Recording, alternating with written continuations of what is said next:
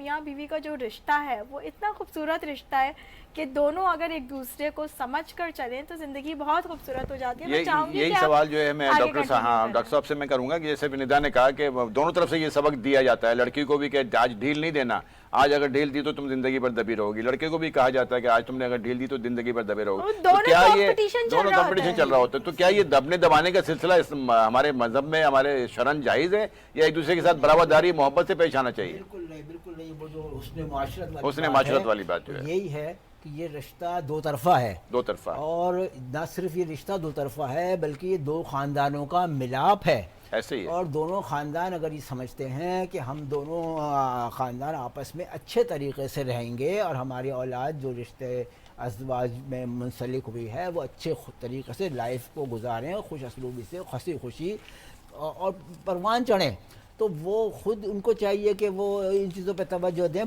بڑوں پر زیادہ دیکھیں, بچوں کی شادی ہوئی لڑکوں لڑکی کی, تو دیکھیے الحمدللہ میرے 10 گرینڈ چلڈرن ہیں. اب آپ اندازہ لگائیے کہ میں کن مراحل سے شادیوں سے گزرا ہوں گا, اپنی سے لے کے اور اپنے بچوں کے اور دیگر لوگوں کے.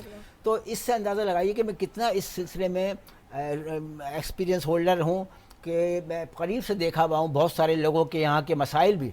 بہت برا ہو رہا ہے آج کل جو طلاق کا ریشو بڑھ رہا ہے. دیکھیں یہ حقائق ہیں, اس کو اگر ہم نہ تذکرہ کریں تو یہ پردہ پوشی سے ہم آنکھیں بند کرنے سے وہ کبوتر کے تو بلی غائب نہیں ہو جائے گی. بالکل.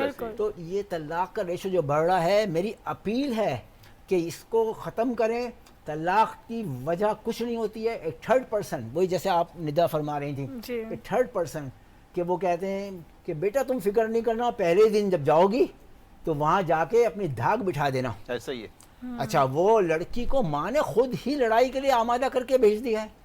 اچھا, اب وہ آپ کی وہی بات دوسری کہ وہ لڑکے والے کہ آنے دو بہو کو, پہلے دن دیکھو بیٹا سختی سے پیش آنا, ایسا نہ ہو کہ وہ ہم پہ بھاری ہو جائے. بھائی کیا بھاری ہونا, کیا ہلکا ہونا, آپ لوگ رشتے منسلک ہوئے ہیں, ایک دوسرے کا لحاظ کریں, خیال کریں, توجہ دیں.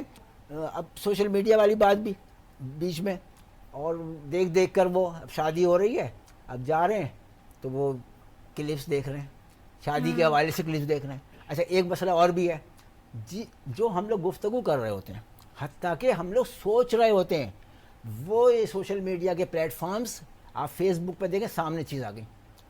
حیرت کن بات ہے, اے آئی نے سب یہ کر دیا ہے کہ ہم سوچ رہے ہیں, ایسے کیا تو وہ چیز سامنے آ گئی. شادی کا گھر ہے, اب شادی کے کلپس آنے شروع ہو گئے, اس میں کلپس نیگیٹو جو آتے ہیں وہ تباہ کن ہیں. تو اس طرح اپنے بچوں کو سمجھا کے بھیجیں, ان کو قبول کریں. نئی دلہن آئی ہے, شروع اس کو گھر کے ماحول کی کچھ خبر نہیں ہے, جیسے آپ نے ہلکا بھاری کی بات کی, آپ نے جیسے کہ ہلکا اور بھاری پڑ جائیں گے, آئیے تو اس کو ایڈجسٹ کرنا گھر والوں کا فرض بنتا ہے, کیونکہ وہ تو نہیں آئی ہے, اس کو کچھ پتہ نہیں ہے یہاں کا.